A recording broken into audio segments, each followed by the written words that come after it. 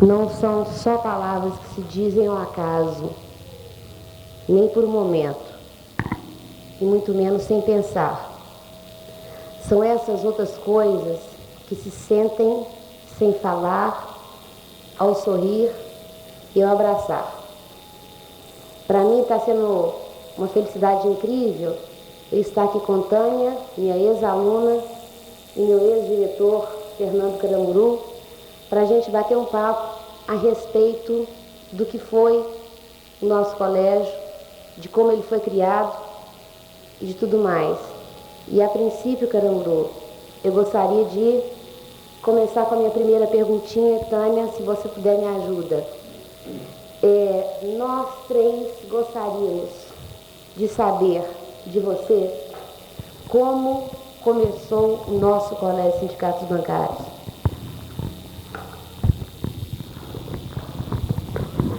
Gente, o Colégio Sindicatos Bancários começou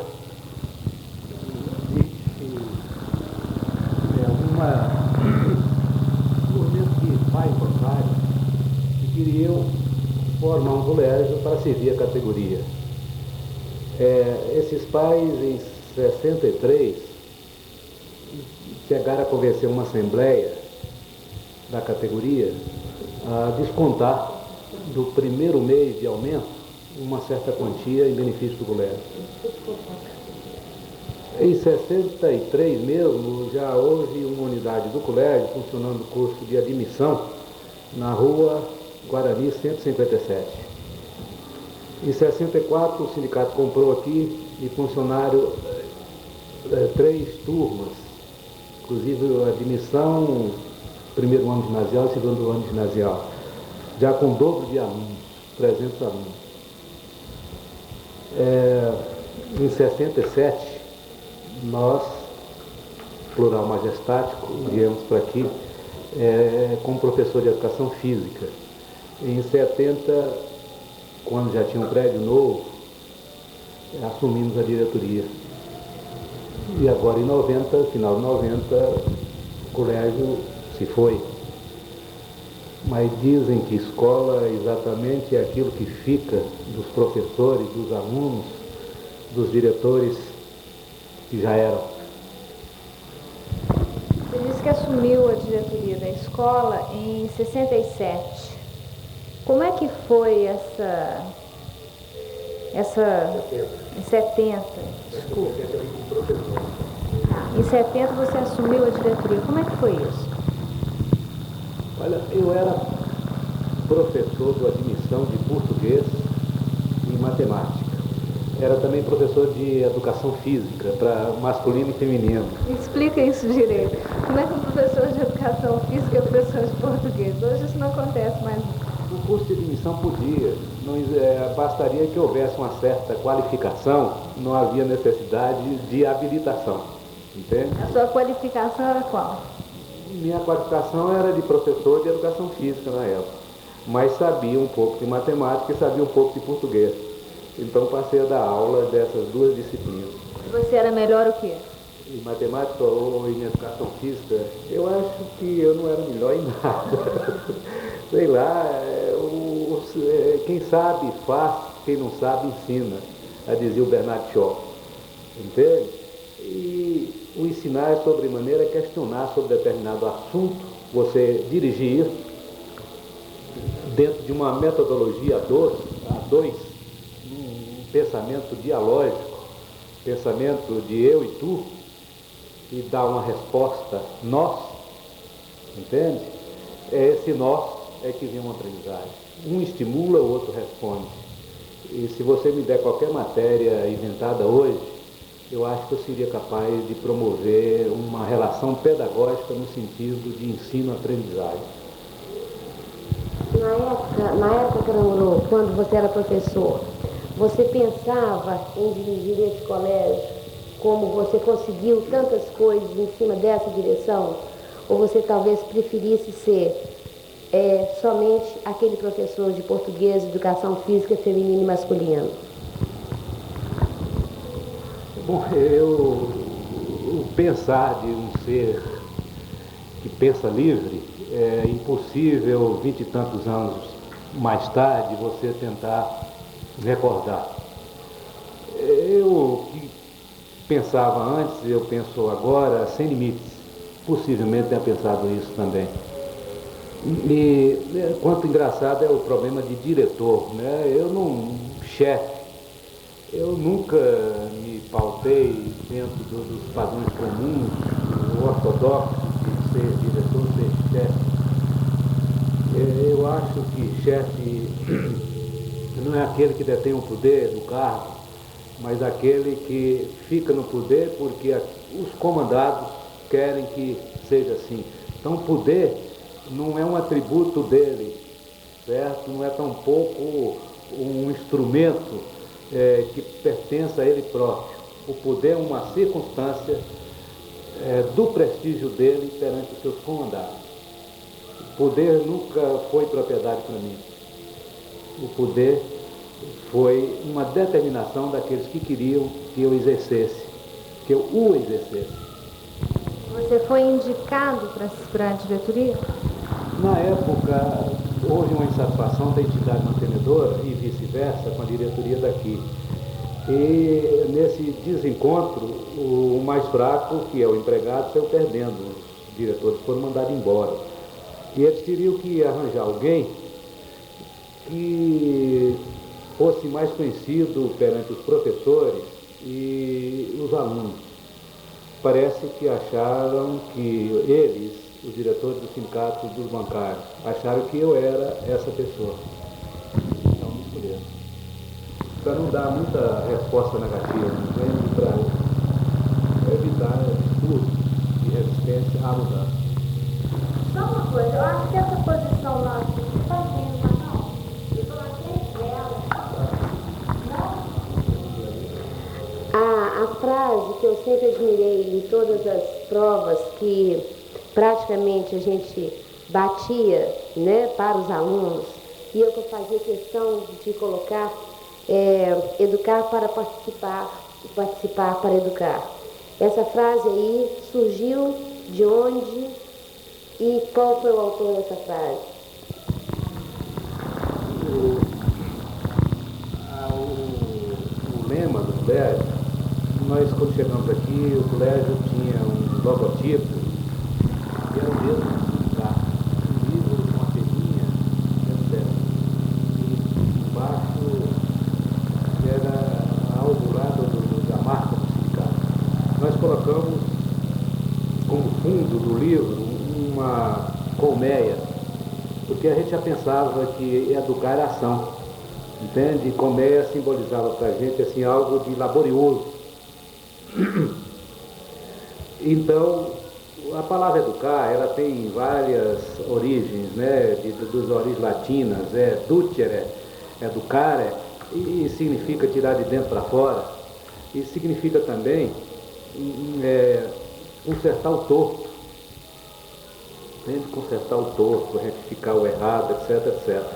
E a gente achava que era educar exatamente um confronto dialético de princípios de cada um, entende? De origens, sem discriminação, essa troca. E para que isso acontecesse, teria que existir a participação. Agora, participar só para educar e depois de educar deixar de participar era renegar, cuspir no prato, renegar aquilo que fez com que a gente crescesse. Então, a frase é minha, participar para educar, porque é fundamental. Sem a participação não é educação, tá? E haveria uma aprendizagem passiva, simplesmente um enchimento do recipiente humano, sem fazer esse recipiente crescer e simplesmente transformando o homem em recipiente, que é muito mais do que isso. O recipiente é passivo, o homem é algo que recebe e dá, enche e é enchido, né? Então, ele teria que participar para se educar e depois teria um débito com a vida, com o mundo, porque depois de educado, entre aspas, porque ninguém é bastante educado que não precisa se educar, mais um pouquinho, ele teria também que educar para participar. Participar para educar e educar para participar. porque ninguém ficaria alheio ao mundo. Em vez de ficar cavaleiro do mundo, ninguém seria anacoreta, observador.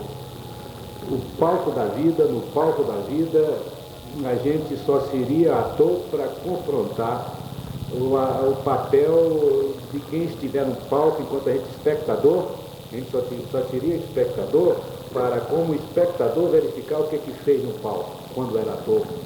E esse é algo passageiro. Eu era há pouco instante, poderei ser de novo. Então, as dimensões próprias do ser humano, as dimensões de tempo passado, porque só o ser humano, só o único animal que tem passado, presente e futuro, isso aí, para que o homem não deixe de ser animal racional, ele tem que ter até a morte essas três dimensões. E se ficar só no presente, ou só no passado, ou só sonhar no futuro, não será homem, mas simulacro de tal. Eu queria fazer uma pergunta antes. Eu queria que você comentasse com ele, porque nós estávamos discutindo antes da entrevista, para ficar assim, sabe, eu achando uma entrevista extremamente contraída. E eu gostaria que você colocasse para ele o que você sentiu quando você teve seu primeiro filho, a sua segunda filha, quando você fez a sua psicanálise, e o que você notou em cima dessa psicanálise. Eu gostaria que você falasse mais. Isso tem um pouco a ver com essa colocação. Antes da entrevista, eu e a Heloísa estávamos conversando o que representou o Colégio Sindicato dos Bancários, né? Particularmente para mim foi uma experiência que eu acho que valeu a minha vida, quer dizer, vale, né? Ainda estou viva, mas depois de ter saído da escola, de ter me formado, de ter tido 2 filhos, eu comecei a me questionar, porque todo mundo falava assim: você é muito brigona, você reclama, você não sei o quê, você é muito rebelde, você não aceita as coisas, por que você não pode ser normal igual todo mundo, ter um emprego que todo mundo tem e tal. Eu sempre estava esperneando, né? Aí eu fui fazer análise, né? Assim, não por isso, mas fui fazer análise e comecei a questionar toda a minha vida, né? E descobri que realmente eu nunca tive pais contestadores, né? Muito pelo contrário, assim, meus pais nunca me estimularam a ler um jornal ou a procurar uma leitura diferente, né? Eu era justamente a antítese de tudo isso, né? E hoje, assim, os meus filhos eu estou o tempo inteiro cutucando, sabe? Briga, reclama, sabe? Não concorda, vai à luta e tal. E onde é que eu aprendi isso tudo, né? Eu acho que eu aprendi aqui, né? Eu descobri isso muitos anos depois de ter saído, né? Que eu aprendi aqui a ser participativa, a ser rebelde. Para mim, participação é sinônimo de rebeldia. Não sei por quê, porque não consigo achar rebeldia uma coisa ruim. Eu acho que rebeldia é bom, né? E para mim participar é isso. Então eu acho extremamente importante, acho que esse lema, né? Participar para educar, educar para participar. Pelo menos eu sou um exemplo vivo de que a coisa deu certo. Talvez se eu não tivesse estudado aqui, eu seria mais uma pessoa submissa, que aceita os padrões e abaixa a cabeça, reclama, mas faz. Eu reclamo, mas não faço, né? O tempo inteiro eu acho que eu aprendi isso aqui, principalmente com a direção da escola, né? E com os professores e tal. Então, assim, dentro dessa minha experiência, eu fico pensando o seguinte, que é uma coisa que eu quero te perguntar. Em 1970, hoje a gente acha isso normal, né? Participação faz parte da vida de todo mundo, né? Mas em 1970 isso não era assim. Acho que nem eu sabia em 1970 que isso era tão, entendeu? Tão contrário assim aos padrões políticos e comportamentais da época, né? A gente é vizinho do Colégio Tiradentes, nós inclusive comentamos isso. Da repressão do Tiradentes e do fato da gente, na época, ser assim, tipo um animal raro em exposição, porque a gente dava liberdade para as pessoas pensarem, coisa que na época o Tiradentes não dava. E todo pai preferia colocar o filho no Tiradentes, porque sabia que ali ele ia ser um cara pensante, entre aspas, do que colocar aqui que seria realmente um cara pensante. Nós estávamos comentando isso lá fora. E rebelde, né? Então a pergunta que eu quero te fazer é o seguinte: você assumiu a direção da escola em 1970 com esse lema, participar para educar, educar para participar, uma época em que isso não era normal, era até proibido, né? Eu queria saber se em algum momento, apesar de todo a sua ousadia, em algum momento se parou, assim, nos primeiros anos, né? Ou no primeiro ano, falar, meu Deus, o que eu estou fazendo aqui? Olha a confusão que eu fui arrumar. Antônio, Luísa, e o Iraê, que está de lá também, conversando sem falar nada. Em nenhum momento eu cheguei a pensar, porque não dava tempo. O desafio era tamanho, entende? Eu não cheguei a ter insegurança, porque a necessidade a ser satisfeita era maior do que a necessidade de me preocupar com estar de pé ou estar deitado, entende? A época era um desafio interno e um desafio externo, entende? As forças contrárias a qualquer iniciativa, eu me lembro bem quando eu exigi que o aluno me chamasse de Caramuru e se dirigisse sem barreiras a mim, a você. Alguns professores, e muitos professores aqui eram ex-padres, me procuraram e me chamaram a atenção sobre a possibilidade de eu estar simplesmente promovendo a derrocada da autoridade. E à medida que a turma se aproximava de mim, eu percebia que a autoridade era maior, que eu tinha muito mais autoridade do que aqueles professores que se fechavam, que a autoridade dele era simplesmente o medo do aluno se externar para com ele. E em relação a mim, o aluno se externava e me aceitava e me respeitava. A reciprocidade, não é preciso falar, existia. E eu não acredito que com algum desses professores antigos, ex-padres, houvesse a reciprocidade de respeito. Existia um temor de uma parte,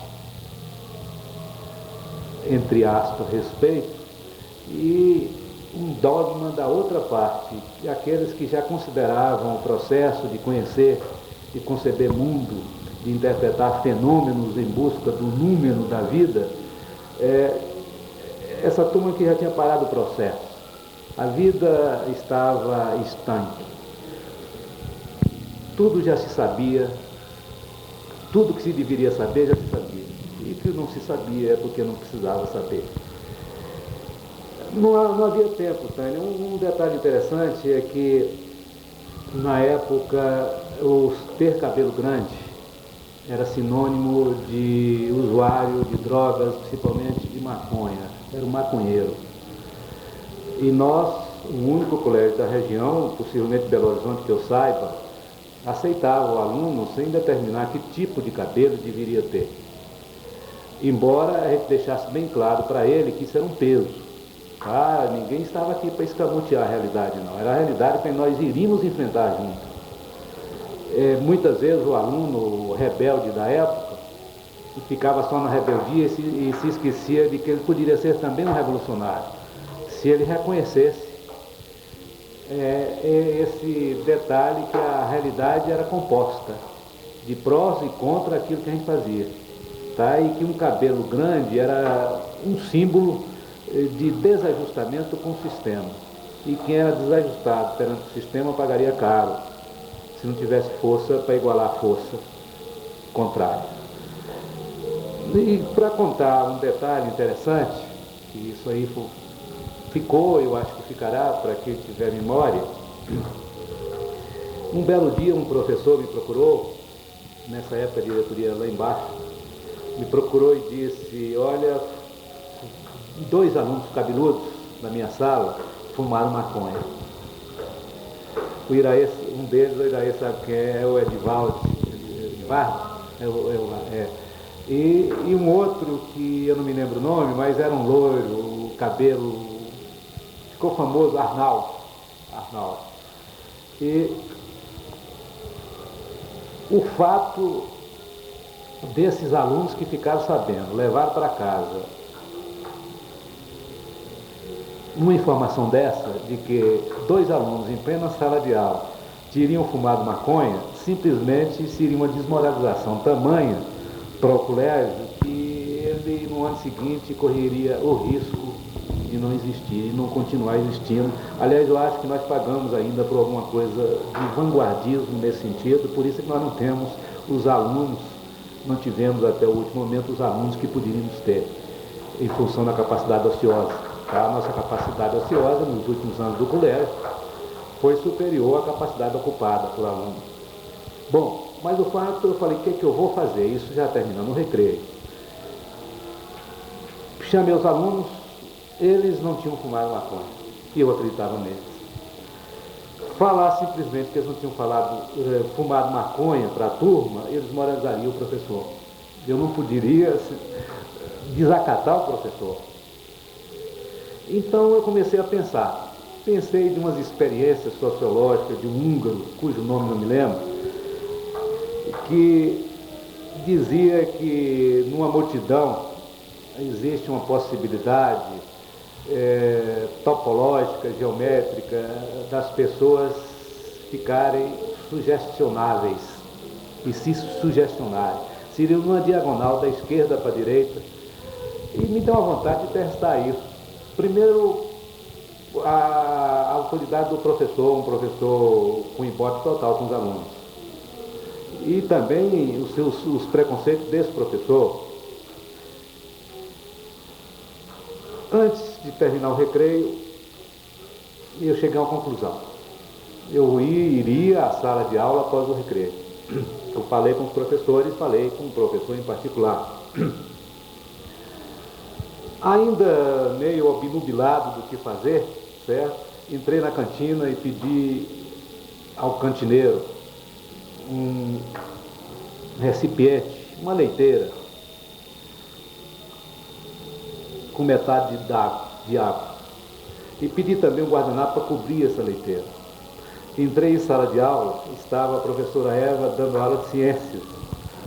E com a leiteira de água coberta com guardanapo.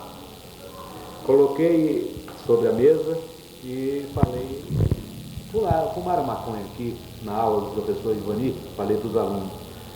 Me disseram, alguns fumaram. Por quê? Porque nós sentimos cheiro. Eu falei, ainda bem que hoje eu tenho em mãos uma substância recentemente descoberta capaz de reacender, reavivar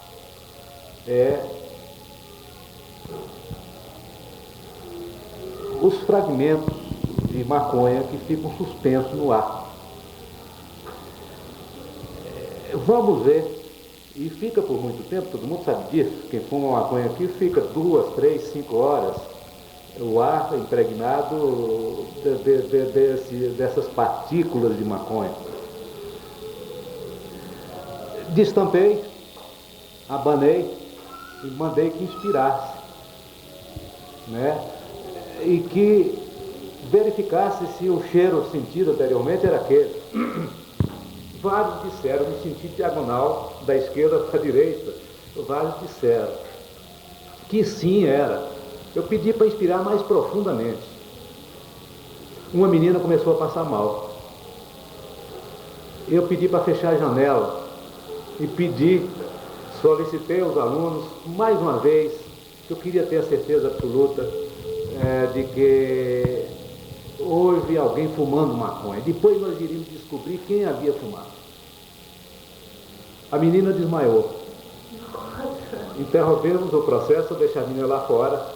A professora de ciências, que estava dando aula de ciência e biologia, estava grávida, começou a passar mal também pelo cheiro da maconha. Eu então tive que abrir a janela.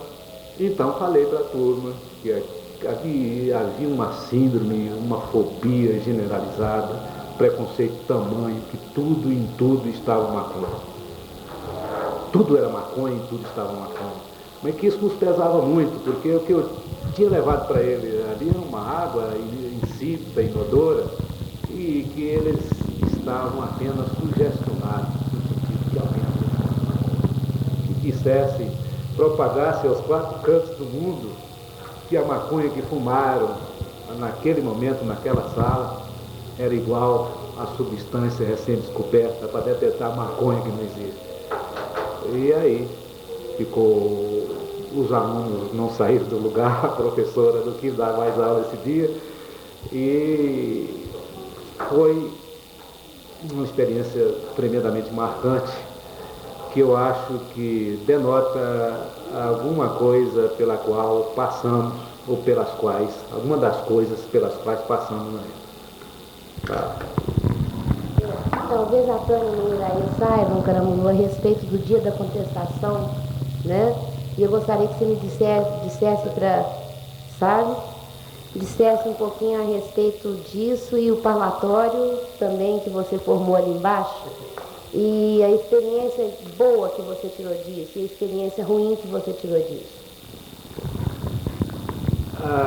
No dia da contestação, existia particularmente em mim uma preocupação com algumas teorias. Será que as teorias que a gente tinha recebido, emanadas dos livros, das escolas, estariam certas? E será que as nossas próprias teorias, levantadas em cima de fatos observados por nós próprios, corresponderiam? Eu tinha que fazer uma experimentação.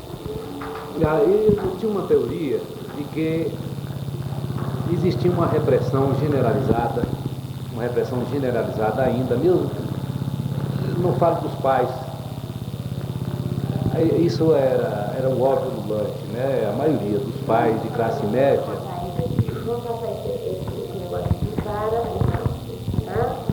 A classe média, a repressão existia, poucos pais se abriam para com os filhos, e em toda a repressão ela se firmava pelos preconceitos, como quase toda repressão.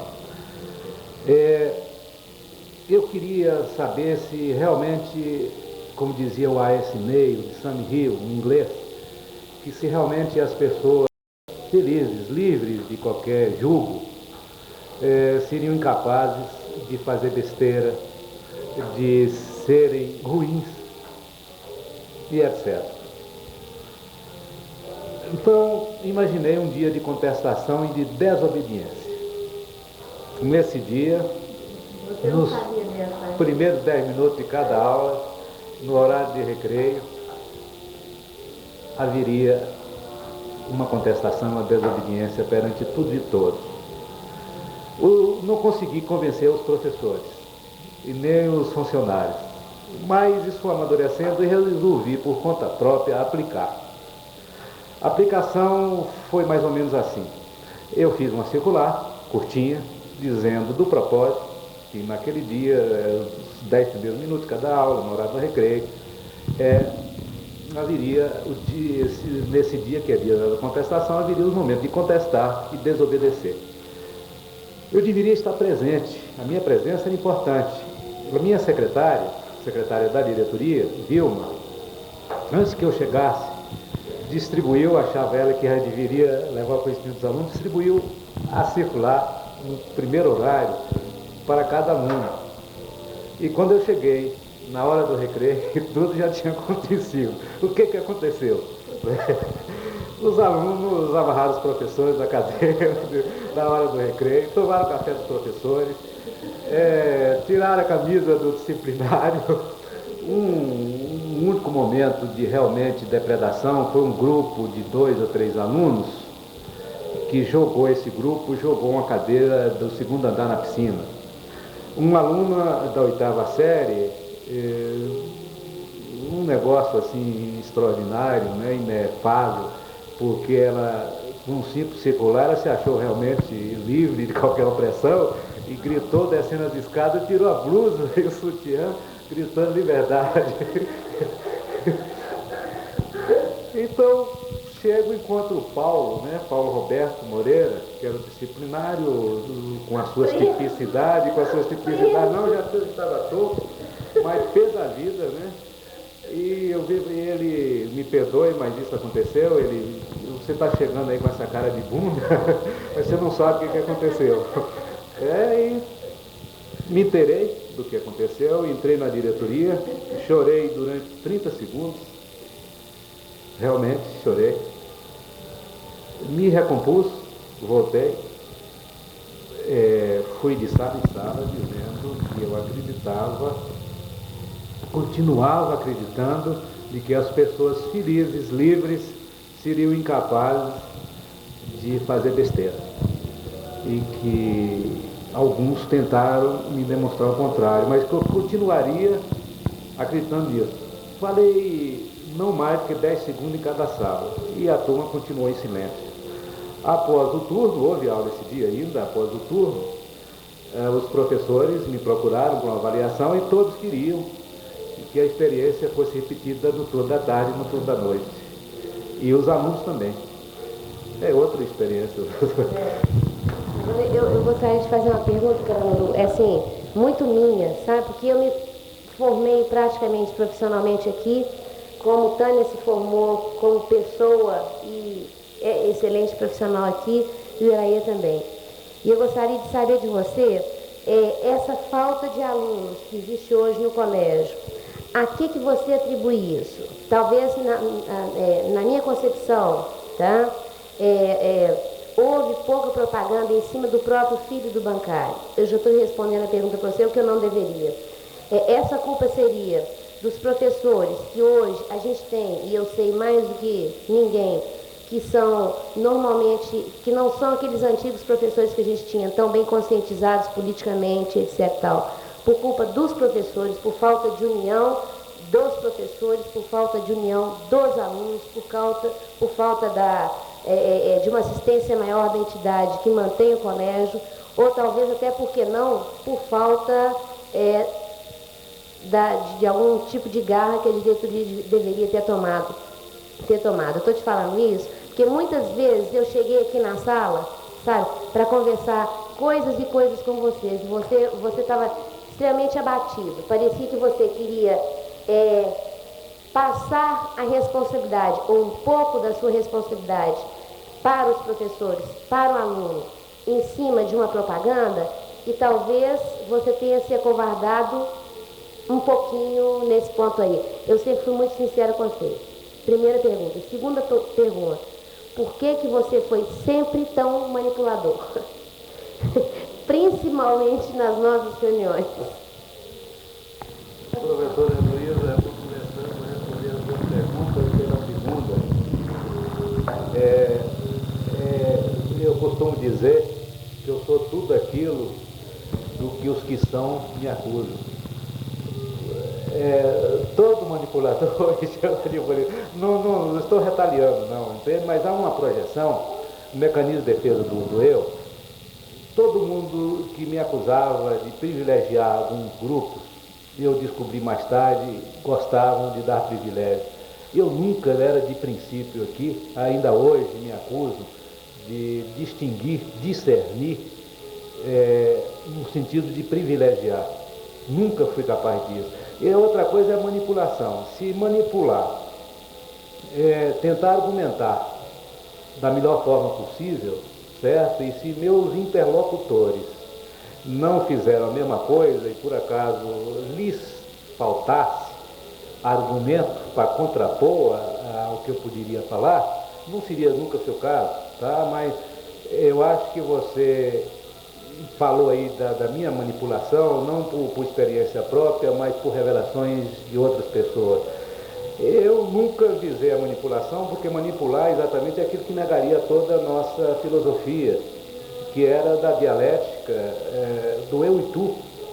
Tá? Eu e tu, sempre eu costumo dizer, e a resposta necessariamente tinha que ser nós. Como é que haveria nós se eu, sujeito, transformaria o meu interlocutor em objeto? Você não manipulou em cima, por exemplo, do problema da maconha, você não manipulou toda a turma em cima da maconha, não? Em cima do problema do cheiro da maconha? Não foi manipular, eu tinha, ante uma adversidade, eu tinha que mudar a adversidade, porque disso dependia a vida da instituição. Existia uma diversidade e uma dicotomia tremenda, certo? Um conflito que eu não podia, a prioristicamente, tomar uma posição, eu tinha que analisar. E analisando no horário do recreio, eu desmoralizaria o professor, que não seria muito bom para a instituição, E aí eu manipularia sim, porque eu já partiria do pressuposto de que realmente não tinham fumado maconha em sala, eu tinha minhas dúvidas, eu apenas acreditava que os dois alunos citados não tivessem fumado maconha. Então, aparentemente seria manipulação, mas não nada pelo contrário, era um descobrir mesmo, um desanuviar, um desobumbrar, certo? Tirar alguma coisa para enxergar melhor, essa é a tentativa. E muitas vezes eu não estava enxergando, não, eu enxergava a posteriori. A posteriori. Bom, quanto ao colégio, porque que o colégio é tudo aquilo que você falou e mais alguma coisa, tá? De todas as coisas e mais alguma. Porque eu acho que o colégio pagou caro por ser vanguarda, pagou sim, tá? Mas vejamos, nós dos tipos de cultura, segundo os antropólogos, a pré-figurativa, a co-figurativa e a pós-figurativa, a pré-figurativa é a que predomina dos nossos pais, a pré-figurativa é aquela que o pai dá os caminhos a seguir, é o pai que vive no ontem, e o filho viveria no amanhã, teria que seguir os passos do pai hoje, tá? A pós-figurativa é ideal, é aquilo que a gente procurava fazer, é aquela que o filho e o pai estariam com duas realidades perceptivas, mas em igualdade de condições de discutir e de agir. E a pós-figurativa era aquela que o filho é que mandava. Nós temos pais escravos, paternalistas, normalmente são escravos, não acrescentam nada à educação. O que acontecia? Eu queria ser co-figurativo. E os pais não eram. E a maioria dos professores, ou não sei maioria, mas grande parte também não. E a maioria dos alunos não, porque a maioria dos alunos refletia, na verdade, a mentalidade dos pais.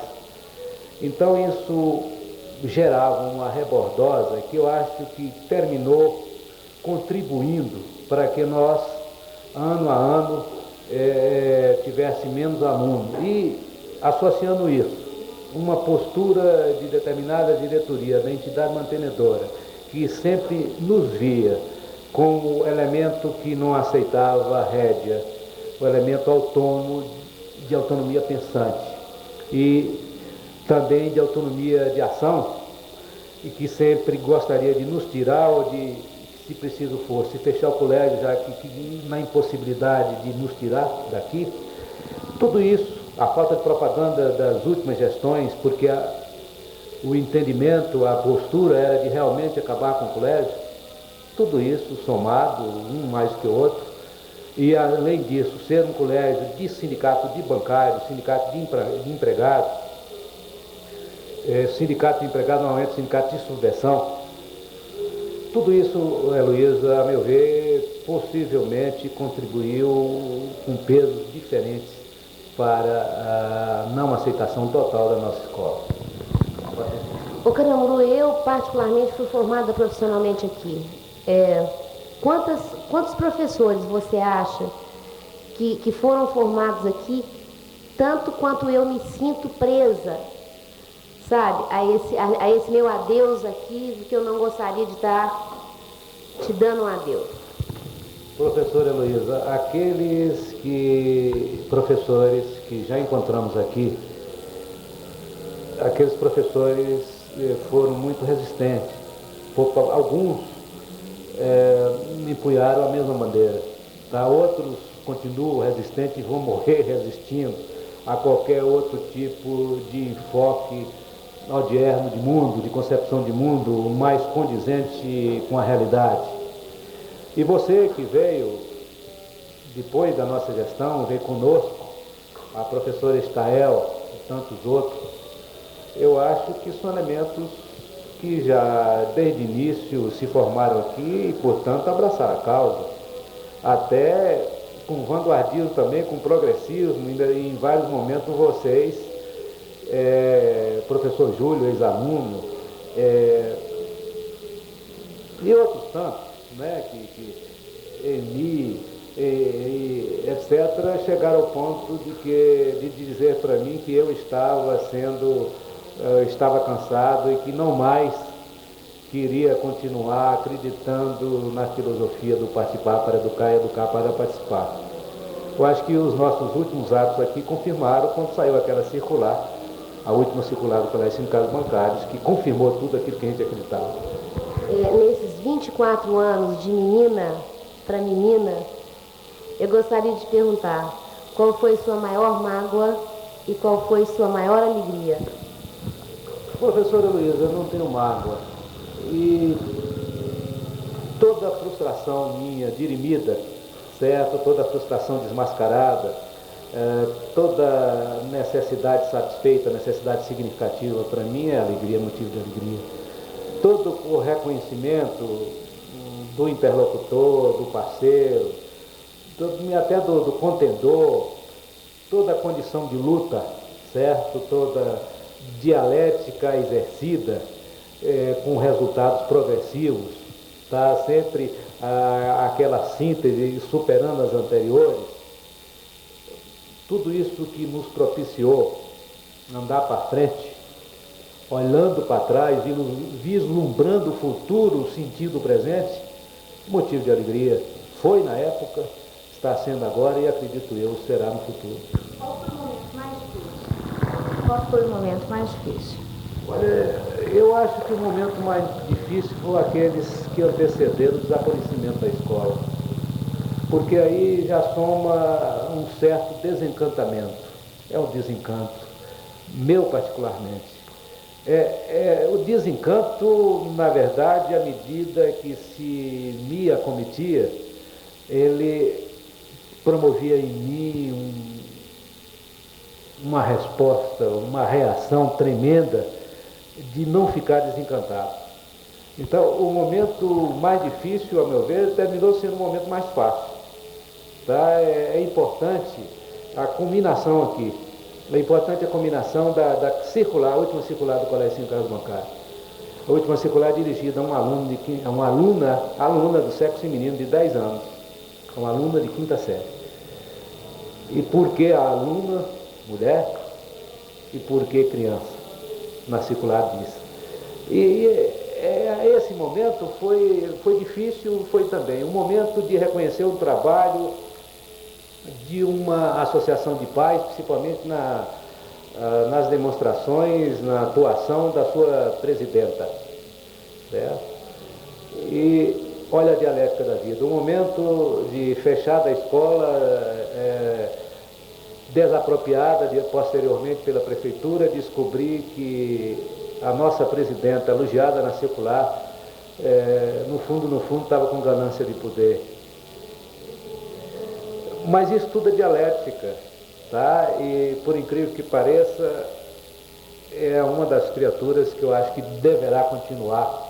Recomendação minha e de muita gente que aqui trabalhou, deverá continuar ou na associação, ou atuando até na direção da escola, que deverá continuar naquilo que for sucedâneo do Colégio Sindicatos Bancários.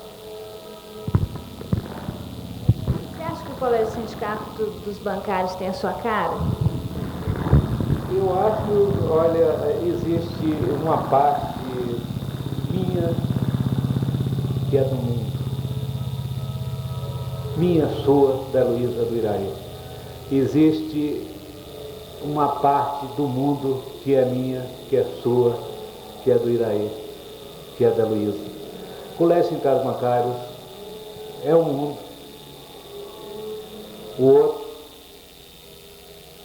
que se fundiu com o meu eu sou o mundo.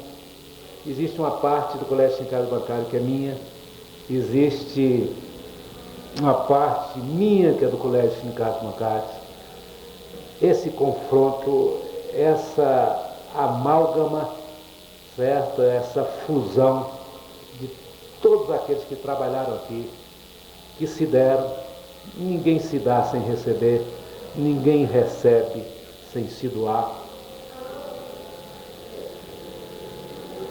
Dos atributos da personalidade do Colégio Sindicatos Bancários, existe alguma coisa de mim? Existe alguma coisa de você? Existe alguma coisa nossa?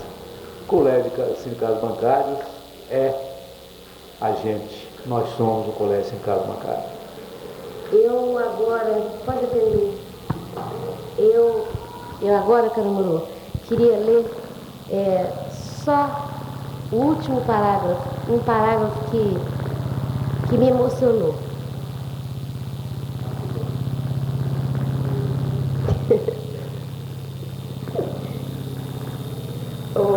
Iraí, corta aí, tá? Eu quero saber assim, acabou, mas nada acaba, tudo continua, né? Pelo menos eu penso assim, né? Eu acho que foi lindo, maravilhoso, acho que nunca vai deixar de existir. Isso que se fez aqui, isso que foi construído, né? Nem você, nem o que está de você aqui, nem do que está aqui de você, dentro de você. Nada disso acaba, tudo continua, tudo se transforma. Você é mais velho que eu, né? Mas, então eu quero saber assim, e daqui para frente? Bom, a gente dizia anteriormente que escola de verdade, ela não desaparece, tá? Escola é exatamente aquilo que fica, tá? Que ficar do colégio em casa bancário, em cada um dos que passaram por aqui, dos seus filhos, dos seus netos, dos meus, tudo isso é escola. Olha, a escola é exatamente a sua capacidade de se superar futuramente. A escola é a proliferação da célula máter, ou qualquer coisa. A célula máter sempre também tem uma outra mãe, certo? E que terá sempre filha, não será nunca estéril, porque virará uma mula da humanidade e que, coitadas, desapareceria prestando serviço sem dar continuidade. O colégio sindicato bancário vai para frente, a parcela do colégio sindicato bancário que ficou em cada um de nós será desenvolvida nas futuras atividades, tarefas, empreendimentos que cada um de nós tiver. E muitos de nós possivelmente estaremos junto no mesmo empreendimento futuramente. Há uma tendência de se reaglutinar. O que ficou é o que nós levaremos conosco. Eu costumo dizer que nunca investi no patrimônio físico das coisas. Eu tenho um certo orgulho de dizer que o que eu tenho trago comigo. O que é que eu trago comigo? Amizades, boas recordações, a roupa efêmera que desaparece, o sapato que no ano seguinte já não serve mais para meu pé. O que eu sou é o que eu levo comigo. O que eu levo comigo são as recordações que me fizeram viver, foram os embates que me despertaram, foram os desafios que me fizeram enxergar melhor, apesar da vista cansada da idade. E no fundo, o Luiz de Camões tem razão com aquela, você iniciou a conversa, eu não quero dar por terminada, mas também num ponto intermediário qualquer, você falou de amor, e esse negócio de um não sei o que, vindo não sei de onde, que deixa a gente não sei como, tá? Esse é meu patrimônio e que eu tenho particularmente de vocês presentes e de outros não presentes, e que eu acho que nunca esse não sei o que, vindo não sei de onde, que me deixa não sei como, nunca vai desaparecer de mim. Se por exemplo, hoje a gente te desse uma escola para começar tudo de novo, você começaria? Tânia, é evidente que sim, começaria ratificando muita coisa do que fiz, porque foi certo fazê-las, e retificando outras antes de errar. Uma das coisas poucas que servem decorrente da velhice, na odiernidade de passagens rápidas de tudo, né? Hoje, o que antigamente se levava tempo para mudar, hoje muda de um momento para outro. De 8 em 8 anos, o cabedal do conhecimento humano é duplicado, de 7 em 7, metade desse cabedal fica obsoleto. Poxa, apesar disso, a experiência acumulada numa equipe, numa pessoa, enquanto existia a pessoa tendo consciência de si própria, ou seja, enquanto for pessoa, porque no dia que um indivíduo qualquer deixar de ter consciência de si e dos outros, do dia que qualquer pessoa, enquanto tal, deixar de sempre partindo do seu egocentrismo, buscando a reversibilidade, sempre que o egocentrismo não superar a reversibilidade, estiver em igualdade de condições,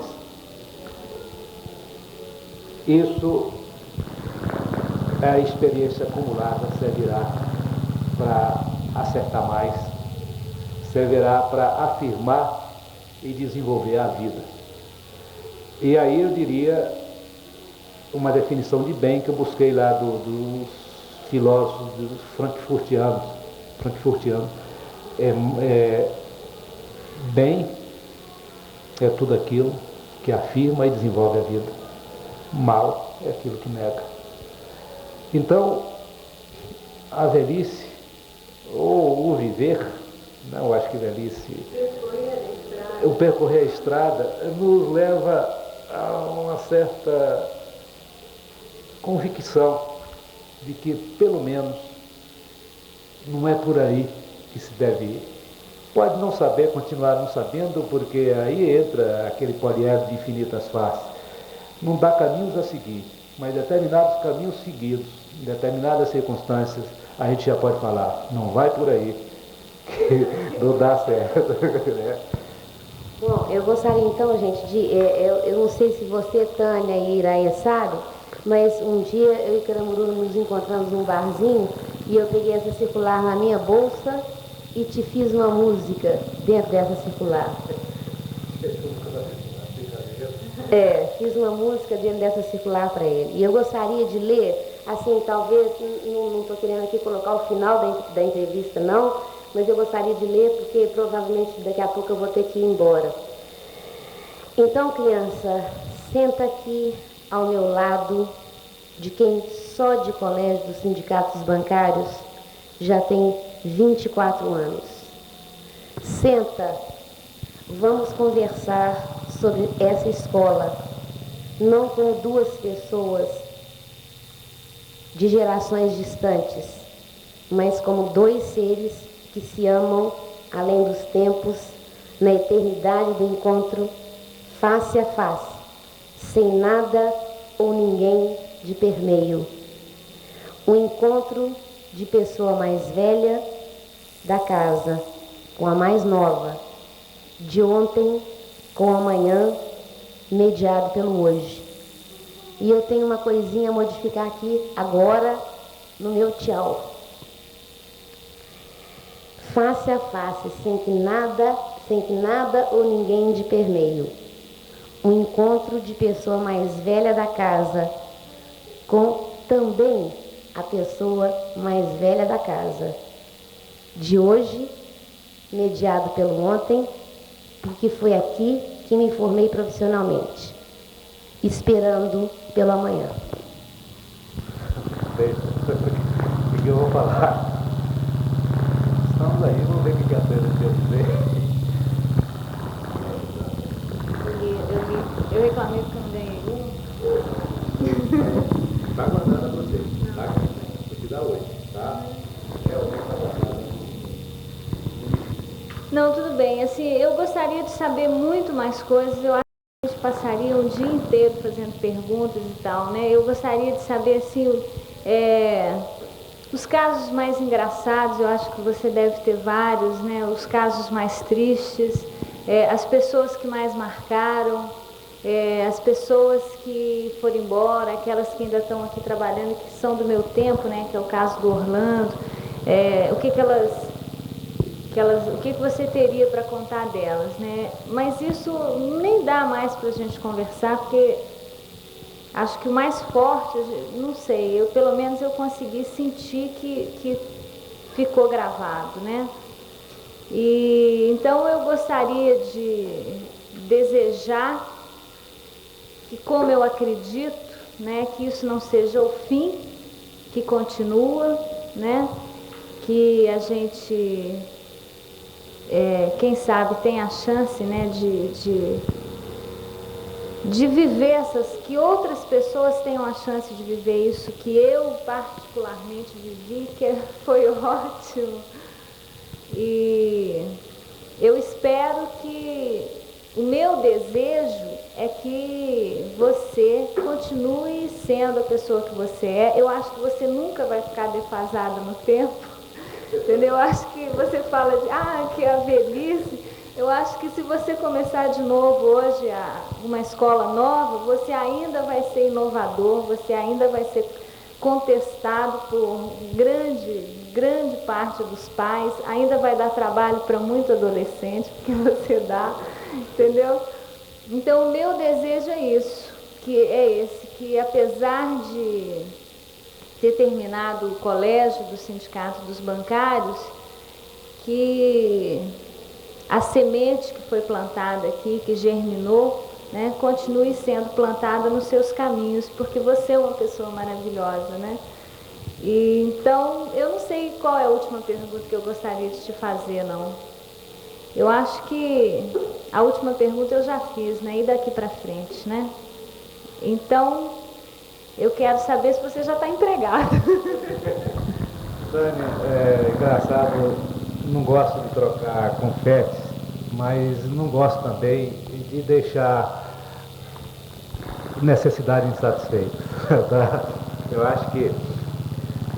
Mas se sou uma pessoa maravilhosa, pode ter certeza, pode até parecer chavão, mas é porque convivi com pessoas maravilhosas, tá? Inclusive das quais você tomou parte, faz parte e será parte, tá? Você pode ter certeza. Eu não sei se estou já empregado.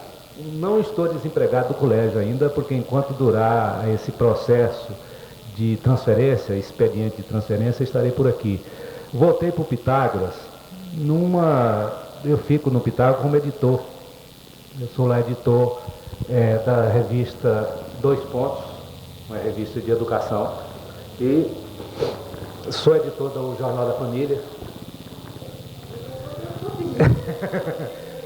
Mas esses veículos, né, estão desativados no momento, o gasto é tamanho. E eu voltei para lá, me apresentei e fiz uma proposta para o presidente, né, de ficar lá, após sair daqui, ficar lá o turno integral. E ele disse que eu seria bem-vindo lá, bem-vindo lá, e que gostou muito das sugestões que eu fiz do meu novo cargo. Eu vou posteriormente passar para você ler, tá? O cargo que eu delineei para que eu desempenhe lá no Coelho. E eu não vou, Tânia, citar pessoas, porque eu acho que a gente correria o risco, necessariamente caía na inconveniência de, citando umas, ignorar outras tão significativas, né? Mas um caso eu acho que foi hilariante, né? E que eu lamento ter perdido o livro de anotações. Nós tivemos aqui, o Iraí conheceu bem, talvez você, um disciplinário do turno da tarde, de nome José Antônio de Almeida. É o frango do Pague Pouco. E o José Antônio de Almeida tinha um livro, um caderno de anotações, né, uma espécie de diário, que ele anotava tudo o que acontecia. E muito tempo depois nós descobrimos isso aí, e, por incrível que pareça, desapareceu, uma obra-prima. Tá? As anotações, hoje, dia tal, a minha pessoa foi vilipendiada 2 vezes. Uma, quando passava por sob a janela que dá acesso à piscina, figuras ignoradas lá de cima, ignorantes também, me jogaram um balde d'água na cabeça.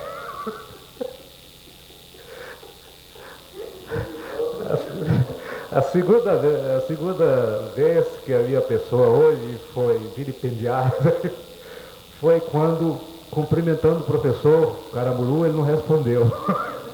E assim por diante. A outra do próprio Zé Antônio de Almeida, quando na sala dos professores, ele às vezes era um pouco pedante, né? Um aluno chegou: Caramuru, o que é jogral? E ele, o Zé Antônio, resolveu responder. E mais com gestos do que com palavras, né? Gesticulando abertamente assim, dizia que jogral é aquele negócio que vem, né? A gente pega, não sabe como e joga fora.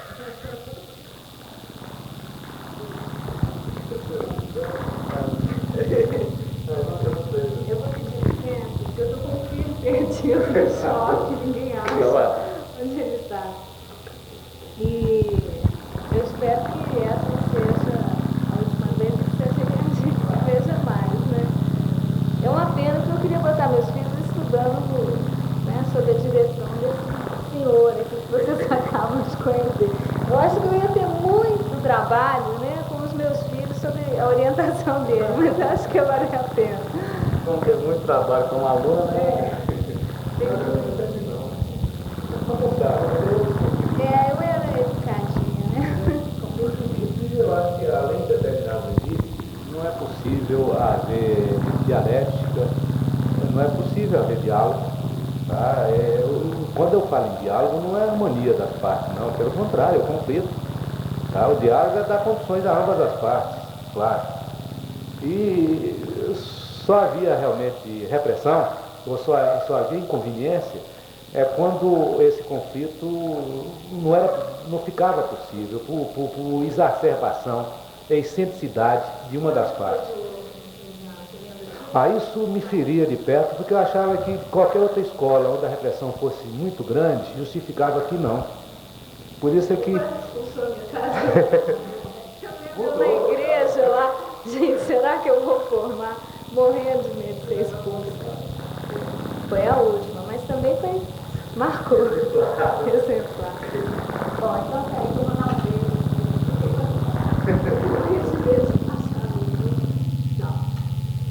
A gente... Tchau. Eu vou deixar meu telefone na mensagem, tá? Tchau, querida. Tânia, aqui seu telefone, você vai deixar onde? Eu vou deixar. Leva aí pra você, que ela tem uma letra T. Tá? Tá bom. Caramuru, eu queria só que você deixasse uma mensagem aqui todos esses tempos, toda essa época, para os alunos que passaram, porque lógico que eles vão ver essa fita, né? Contar tudo aquilo que você queria dizer, alguma coisa que você queria dizer para eles a respeito desse tempo todo e como foi importante o colégio para nós. Iraí, em primeiro lugar, eu quero agradecer a você e às pessoas que você consegue aliciar para a sua causa, de não permitir que haja solução de continuidade das memórias do Colégio Sindicatos Bancários. Você, Tânia, a professora Heloísa e outros tantos, tá? Eu não estou citando todo mundo não, porque é impossível. Essa contribuição sua para que nós não fiquemos amnéticos, paraminéticos, é importantíssimo. Aos ex-alunos, todos hoje do Colégio Sindicatos Bancários, é uma constatação que dói um pouco, são ex-alunos. Mas como são ex-alunos do Colégio Sindicatos Bancários, continuarão sempre sendo alunos, porque aluno do Colégio Sindicatos Bancários, partícipe que porque assim foi formado, assim se formou, por aí se orientou, participante continuará na vida, e enquanto houver um aluno de qualquer escola, sistema, escola assistemática, escola vida, enquanto houver alguém que vivendo não deixa de aprender, e não deixando de aprender porque não deixa de participar, enquanto existir alguém desta natureza, com essa jaez participativa, com esse desempenho, com esse fazer e fazer, com esse saber fazer, sabendo e, quando não sabe, procurando saber. Enquanto existir alguém, Iraê, enquanto existir alguém que tenha no outro, no semelhante, um alter ego, uma outra pessoa, enquanto existir um respeito mútuo, enquanto existir uma luta pela vida, dando oportunidades a todos, iguais oportunidades, enquanto se lutar para que o homem não seja o lobo do homem, haverá, não ex-aluno do Colégio Sindicatos Bancários, haverá o eterno, o sempre, ad infinito aluno do Colégio Sindicato dos Bancários.